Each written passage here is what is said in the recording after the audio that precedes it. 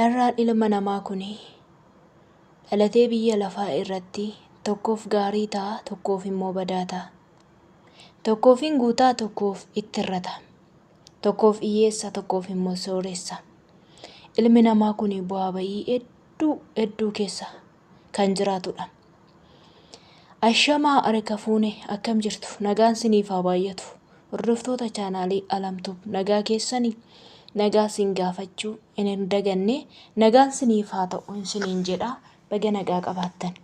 Mee nagaa kootti aansuudhaanii waan baay'ee onnee nama cabsuu fi edaa carraan ilma namaa kun ammana kan nama jechisiisu tokko waa'ee obboleettii keenya tokkoon siniif himuuf deema. Asumaan viidiyoo hojjechuu kootiin dura warroonni viidiyoo kana dhaggeeffattan jaalala waaqayyootiin sheer godhaa hiriyoota keessaniif.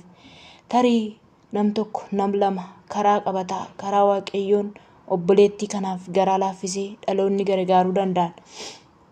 Akkasuma laayikii irree godhaa. Laayikii yeroo gootan ijoollee hedduu bira ga'eetu viidiyoo kana dhaggeeffachuu danda'u waan ta'eef. Egaa mee akkuma suura irratti argitan kana mee siniifan hima.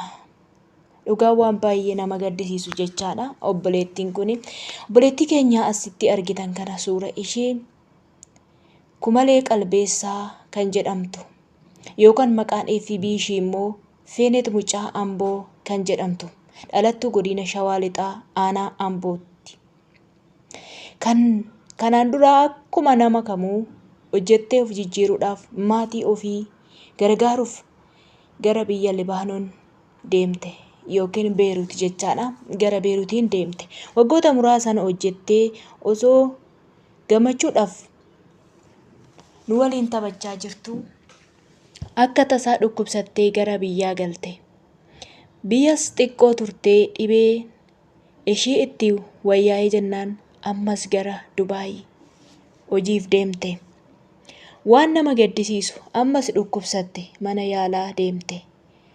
Erga ilaallamtee booda ogeessonni fayyaa dhibeen kalee akka qabdu itti himani. Ammas osuma dhukkubaa jiru hojii ishii hojjechuu itti fufte. Yeroon booda garuu dhibeen akka malee itti hammaate. Hojii dadhabdee gara biyyaa galte. Biyya galtee yeroo hospitaala deemtu waan amanuuf ulfaatu tokko dhageesse. Innis kaanserii dhiigaa booldii kan jedhamu akka qabdu itti himani.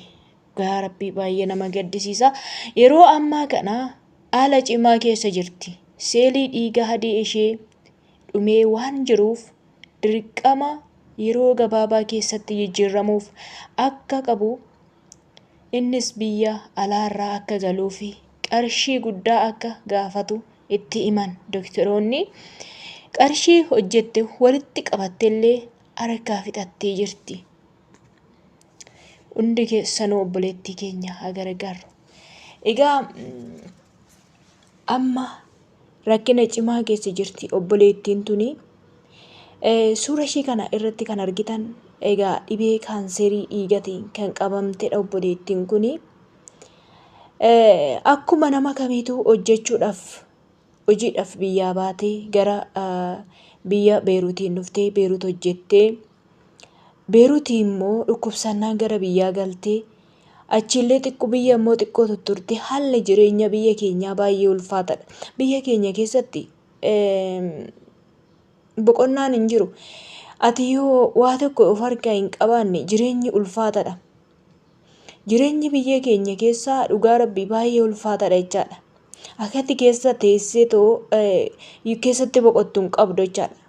Ilma waliin argaa oollu kana. Obboleettiin kun akkasuma of jijjiiruudhaaf jecha gara Dubaayii dhufte. Dubaayii yeroo geessus ammas dhukkubsatte. Dura kaleedha jedhaniin garuu amma immoo kaanserii dhiigaa jedhaniin. Kunoo foon ishee argitaniittu baay'ee nama gaddisiisa. Waaqayyo haa fayyisu dhugaa. Akkuma amantii keessanitti waaqayyoonifis kadhadhaafi. Warroonni gargaaruu dandeessan immoo achuma jalaan yuutuubii koo jalaa na dubbisuu dandeessu. Adaraa jaalala waaqayyootiin waaqayyoon kadhadhaafi waaqayyoon hin fayyisa. Akkuma amantii keessanitti waan nama kana waan nu mudatu hin beeknu. Har'aa keenya beekna malee obboloota koo boruu keenya hin beeknu. Waan boru taanus waan boru ta'us hin beeknu. Sababiin isaa ishii har'aa kana qofaa beekna jechaadha. Waan amma keessa jirru kana. Isaa siyaatii boodarra waan ga'uyyuu waan ta'uyyuu hin beeknu koo. Kanaaf waan baay'ee dhugaa Rabbii laphee nama cabsa jechaadha. Maaliif dhugaa rakkinni keessattuu rakkinni ijoollee keenyaa biyya Arabaa deemanii rakkatanii boqonnaa dhabanii baay'ee dhiphina yaaddoo garaagaraa keessa jiran baay'ee tokkos hin gaddisiisa. Dhugaa nama gaddisiisa. Kanaaf adaraa keessanii akkuma amantii keessanitti kadhata godhaafi.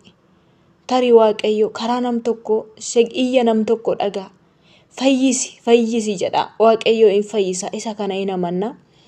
Akkuma amantii keessanitti kadhadhaafi isiniin jedha. Baay'ee tokko dhugaa suura ishee ilaalee mucattii tana ani garuu hin beeku. Hiriyoota isaaniitu poostii godhe. Garuu laaleen keessi koo nagadde jechaadha. Biyya ormaa keessa yookaan maatiitiif hin dabarsa jettee mucattiin tun otoo walii gadi deddeemtu dhukkuba kanaaf deemtee immoo saaxilamte. Egaa inni hireedha.